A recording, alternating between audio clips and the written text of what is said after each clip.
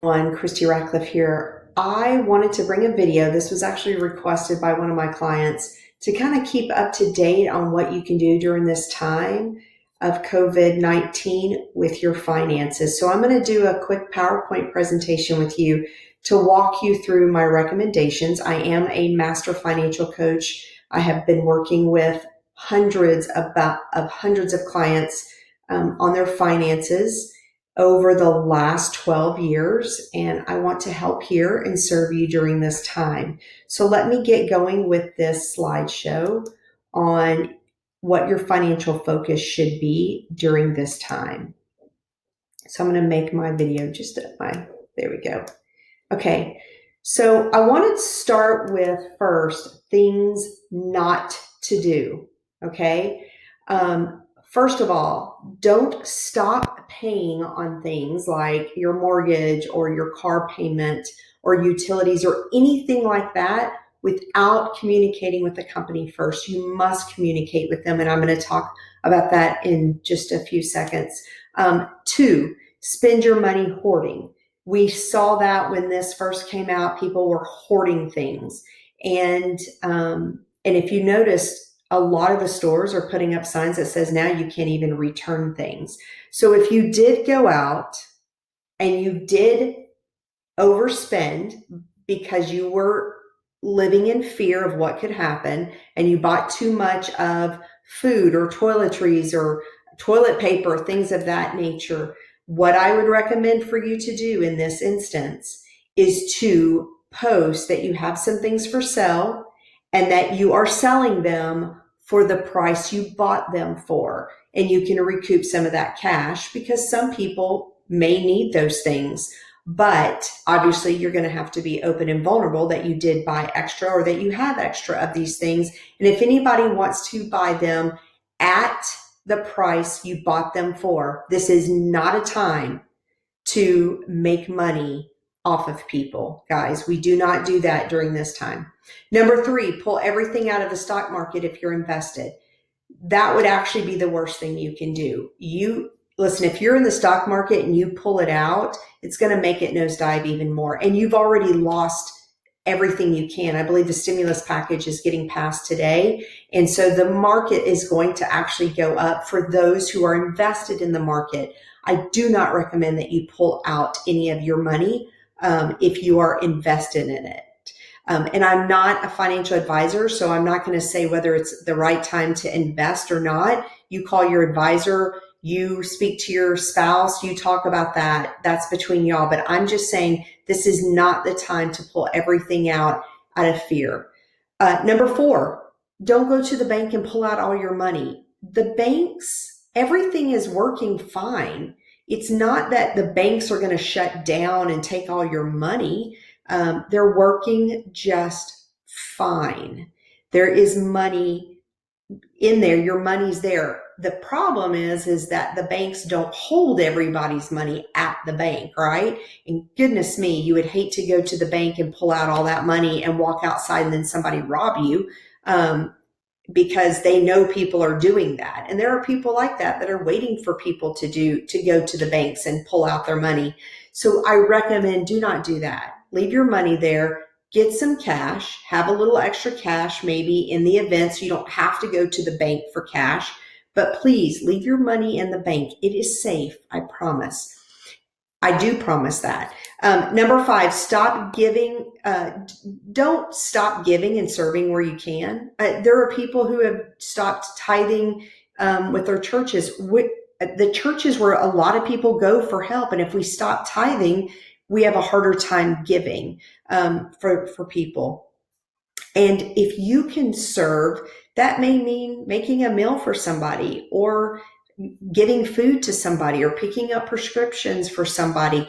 You're still going to be distancing yourself from people, but don't stop during this time of giving and serving where you can, guys. Okay, let's go to what we can do. Number one thing you want to do.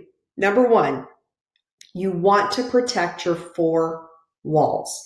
Those four walls are housing, food, transportation, and clothing. So what does that look like? Well, with your housing, it is your mortgage payment, And during this time, if your mortgage company will allow you to not make payment because you've been unemployed or furloughed to unemployment, or hours have been cut back drastically, whatever the case may be, you're going to need to communicate with them on that, but you still need to take care of basic housing needs. And if it's not the mortgage payment or the rent payment, it's got to be the utilities, upkeep that are necessary. Like this weekend myself, I have 4 rental units, and one of my renter, the air conditioner went completely out. And we have to take care of that for her. We have to make sure that she is going to get an air conditioner. That is an upkeep that is necessary. And then, so we got utilities, we have basic upkeep. Listen, if you don't take care of the upkeep even now, your bill is going to be 2 to 3 times down the road, right? Now, you do have to factor all of it in, but I think my point to you is this. Don't just sit down and go, I can't do that. I can't do that. I can't do that. Right now, I got to save every dime I've got. I can't do that. You really need to sit down and say, if I spend the money, here's what it's going to look like, and here's how it's going to impact my reserves. If I don't spend the money and I wait 4 weeks, what's it going to look like? If I wait 2 months, 6 months, 12 months, what's it going to look like? What's going to be the financial impact?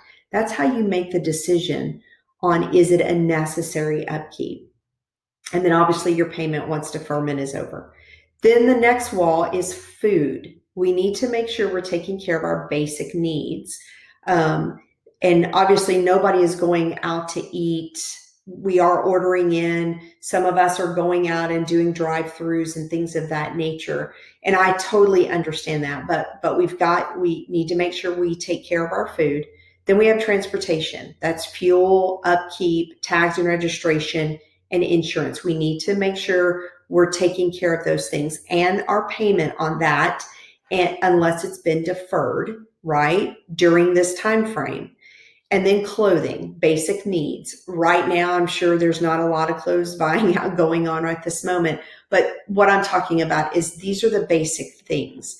The reason you need to do this is you need to make sure your basic stuff is taken care of before you pay on anything else.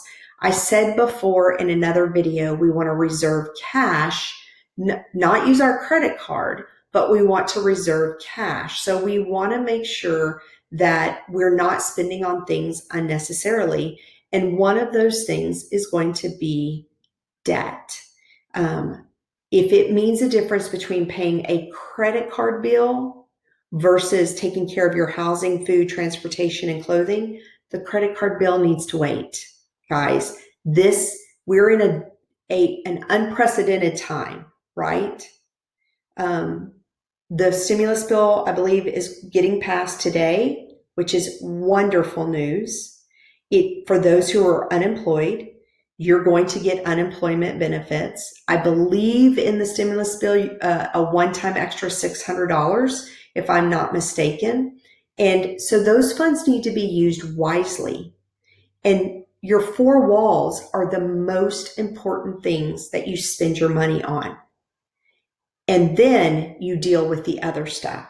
But if you don't have enough to cover this and the other stuff, this is what you cover: housing, food, transportation, and clothing.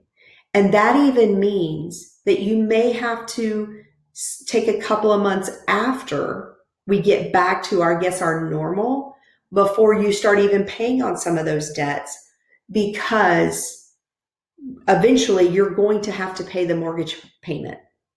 If your company allowed it to be deferred, eventually you're going to have to pay your car payment if the finance company you were with allowed for deferment. It just is what it is, right? If you haven't filed your taxes yet and you're going to owe, you get till July 15th to do that. But if you're going to owe and you've been unemployed, you're going to have to make that up too. And so what I would encourage you is Visa, MasterCard, all those places like that need to be put on the back burner so that you make sure you take care of these four walls first. And then also look at, if you are going to owe the IRS, when are you going to have to start making a housing payment or a car payment? And you need to plan those months out. So number one, you've got to protect your four walls, guys, over Visa, MasterCard, anything like that. I will say, I would encourage you to stop spending that is not necessary. And that is kind of a subjective word right now, right? It's difficult during this time to think about, we're at home, we've got all this time on our hands, and we have all these little expenses going out that auto draft out of our accounts. And I'm going to encourage you to go through your statement, find out what those companies are, and really filter through that, guys, if they're necessities right now, because most things can be turned back on. It just is the nature of what we're going through, okay? Then what I want you to do, sorry, I had to move that, is to communicate with your lenders. It is I cannot stress this enough, how important it is to communicate with your lenders. You need to call to find out what your lender will do during this time. What are they set up to do? Are they set up to defer things? Are they set up, are you going to still accrue interest during the deferment, or are they going to waive the interest? You need to know this stuff, guys, but you must communicate with them. You must call to find out and not play ignorant, I guess is the best way I can say it. That's pretty harsh, but you can't claim ignorance in this. It's, sadly, it's all over the news. It's everywhere. What lenders are doing, what they're not, the IRS, the government, everybody. And so you must call your lender. Also, make sure you have them document in their notes, and you do the same. Get the person's name you're talking with.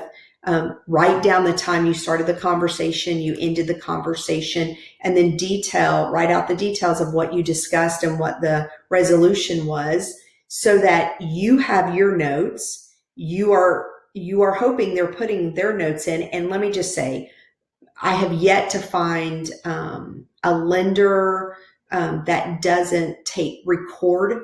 They record all their conversations, and hopefully the person behind the phone, on the other side of the phone, is actually writing in their notes. But if not, you've written in your notes. They can go back and get the audio if they need to, but you've written your notes. So that you want to detail what was spoken, who you spoke to, and what the resolution you came to. Next, yes, you may be on the phone for hours, but it will be worth it once things go back to normal. That is what I'm hearing a lot, is that people have been on the phone for 3 or 4 hours trying to get, answers and things of that nature. Listen, can you imagine how many phone calls these call centers are getting? I mean, if you were in their shoes, can you imagine that? So just recognize you may be on the phone for quite a few hours. But they're trying to help you guys. They're trying to help us, and we need to be respectful of that. We need to have a respectful tone with them. We need to thank them. If the systems will allow a callback, I would recommend that instead of waiting on that, because they will call you back. But here's the thing, you're going to be on the phone for a while, because it just is the nature of what's going on. The key here is, if you don't reach them the first time, you've got to keep trying, guys, because you must communicate with your lenders. And then doing this will help you set up your budget or spending plan over the next few months. When you know the answers to these questions, like what is expected of me over the next couple of months, then you can sit down and look at your spending plan and go, what is it I can do next month? What is it I can do the following month, especially with the stimulus package coming in, when things start to lift and people do start to go back to work, and the company you work for starts to roll things back out, you will be in a better position to get back on your feet. And that's what I'm trying to help you here with. You cannot just wait until the quarantine is lifted and we go back to figure this out. You have an opportunity right now to get your finances back on track, or keep them as much on track as possible. Figure out what you can and cannot do, and then you will be ahead of it when things start to get back to our new normal. So here's the thing. We are resilient, guys, every single one of us. We are a country that is resilient, and united we will be victorious. If you go to my livingwellpartners.org, you're going to see that I have a checklist and blueprint on how to get your finances back on track. It's something I created a year ago that, though it's not for COVID, it does have some great tips, things to help you through this. I am putting together a free financial course that I'm going to give out during this time. I've already recorded it. I did it a few years ago. I'm just cleaning up a few things so I can get it out there to y'all, so that you can use it when we go back to normal. Just something else I want to give and serve on. And then I did create a t-shirt for helping those who don't have enough food, things of that nature, kids that are, they're out of school. They relied on the school for their food. So churches and food banks and community outreach programs, they are in need of supplies. And my goal was to create a product that the proceeds would go towards supplying that across our nation. So you can go check that out. But go to my nonprofit. This is a nonprofit. And see the free stuff that I have there for you. I have a lot of resources to help you. But if you have any questions, you can email me, you can DM me, you can even ask for questions at the bottom of this post. And if you need more help, let me know. Thanks.